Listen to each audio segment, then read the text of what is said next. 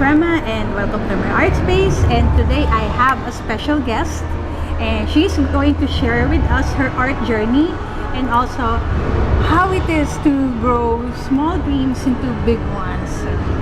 I hope you would stay with us and hear the wonderful story of Rosalie. Hello! Tune in po kayo sa vlog ni Ate Ray.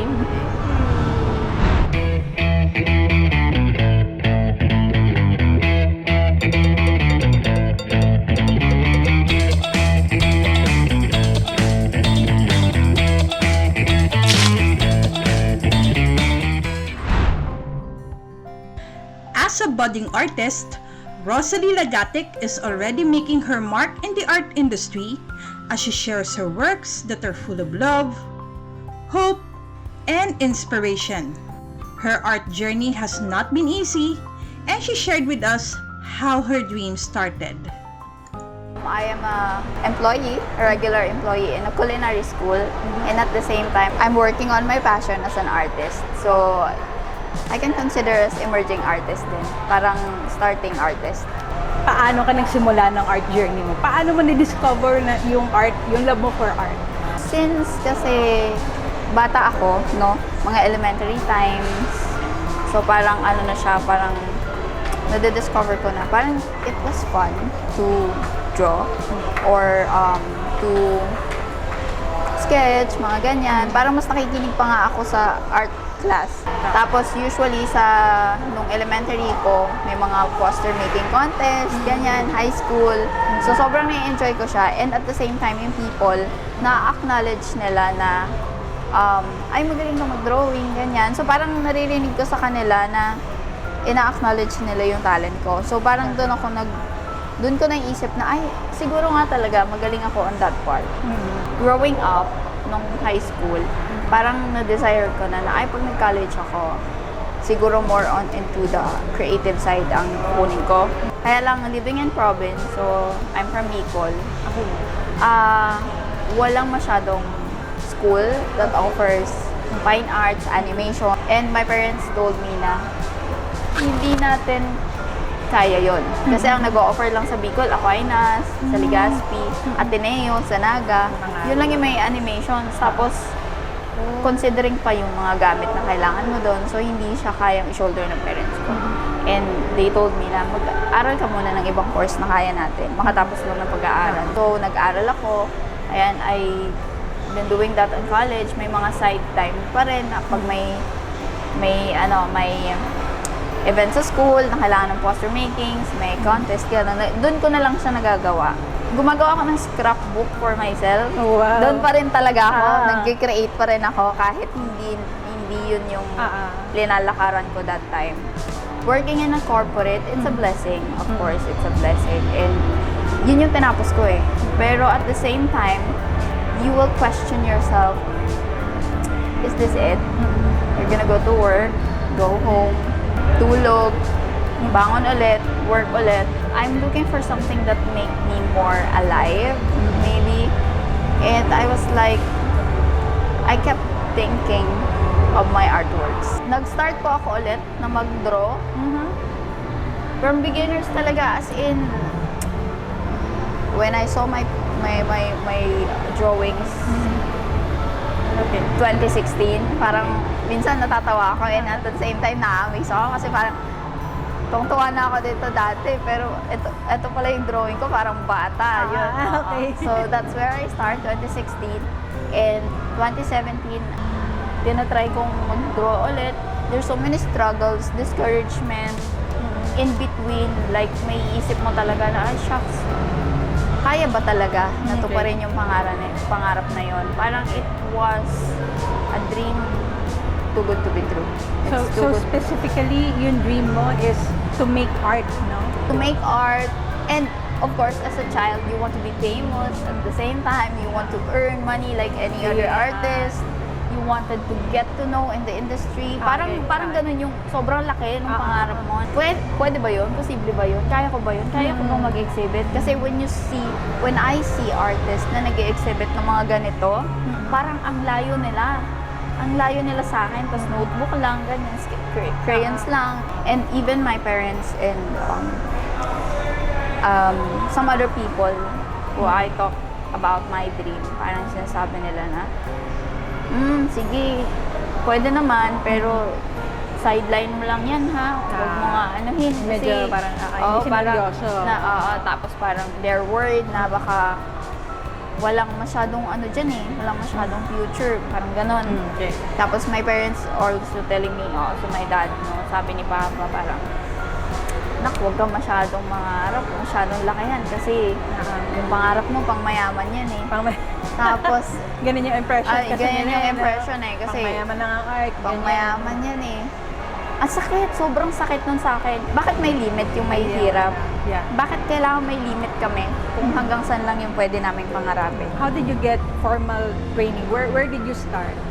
Well, self-taught artist talaga. Parang ginagaya ko lang lahat. Tinitingnan ko lang yung sa social media. Nagtitingin lang ako sa mga artworks ng iba. I mean, kumukuha ako ng references. More of nang gagaya. Okay. Ginagaya ko lang para matutunan ko kung paano nila ginagawa yun. Para akong trying hard lang. Pero hindi ko talaga alam ang ginagawa ko. Yeah. That's when I look for a workshop. I tried to research na gusto kong bumalik sana ng formal education. Okay. And since 4 years of fine arts is too long, and I'm getting old na din by that time, getting old na by that time, ano pa ngayon? Pwedeng mag-fine arts Okay. masters nang hindi fine arts graduate. So nag-apply ako ng masters ng fine arts in painting sa UP.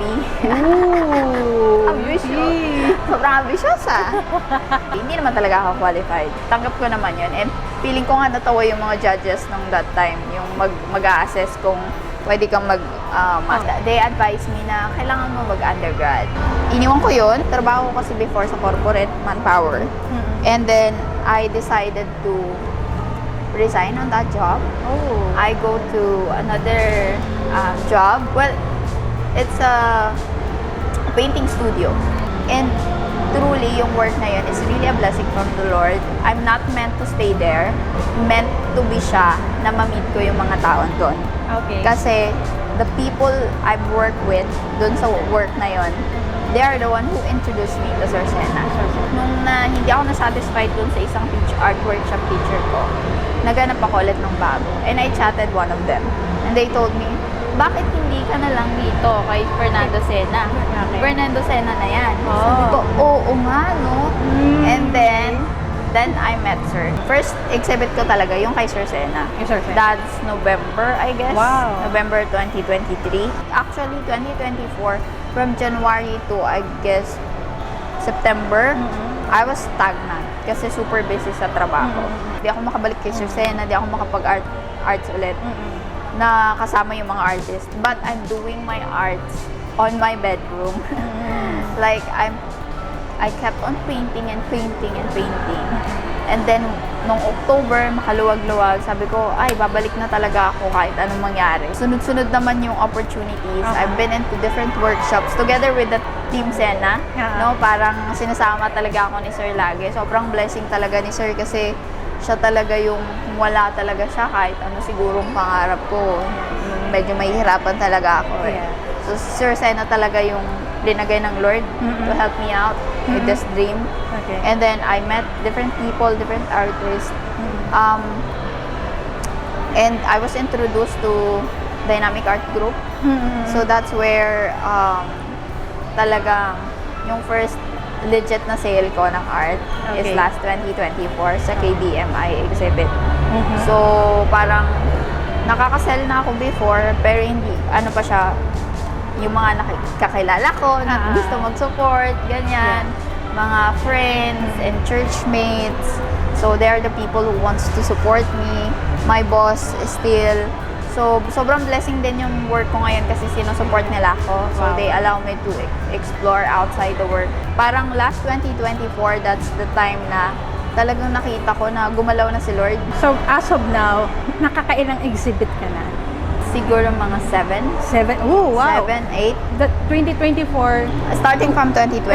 2023 pala. 2023 up to That's a feat actually. Kahit this group is my 8, I exercise. guess. So how did you confirm from the Lord na ito yung yung dream mo, i-push mo yan, parang gano'n. Okay, it was confusing to know your purpose. Okay. It was confusing. It was discouraging at the first place. You're gonna be filled with doubts and questions.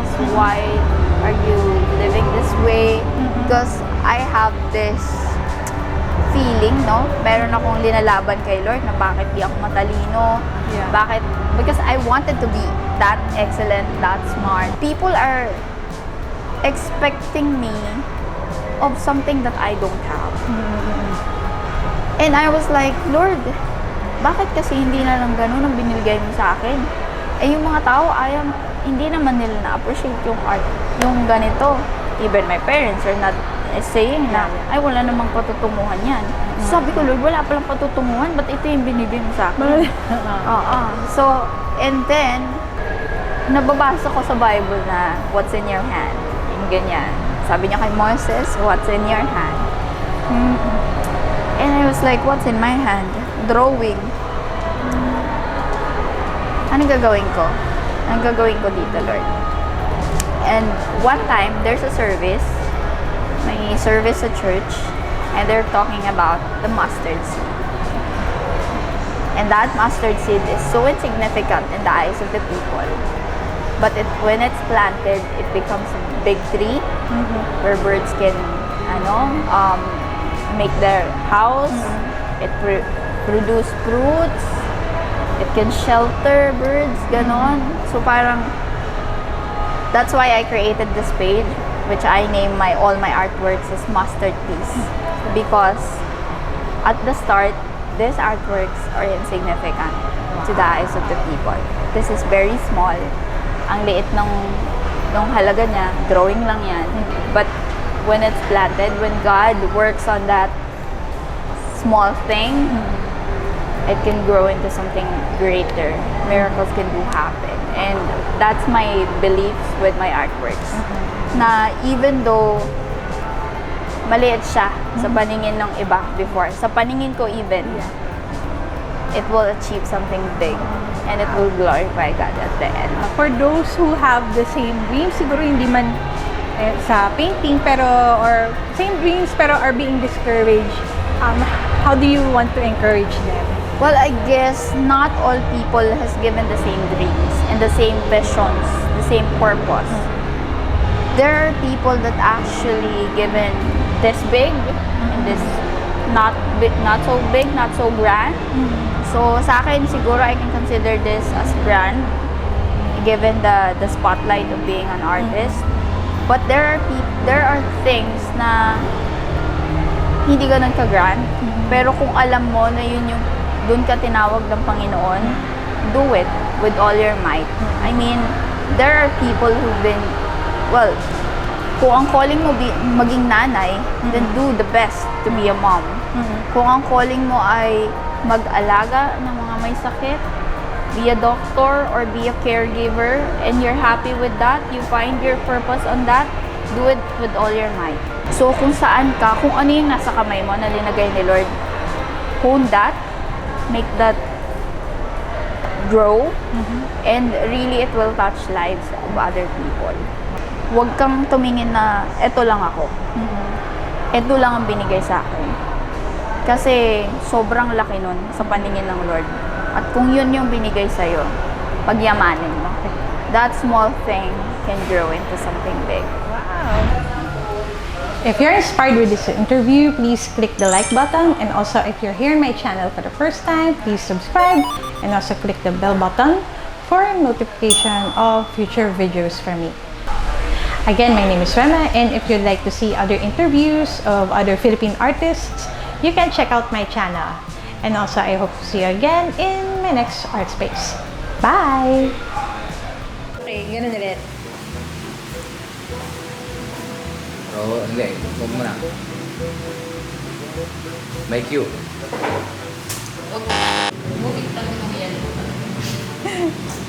Gusto yung yellow ko. Sorry. Like 3. Touch, baba, lingon. Okay? 1, 2, 3. Action.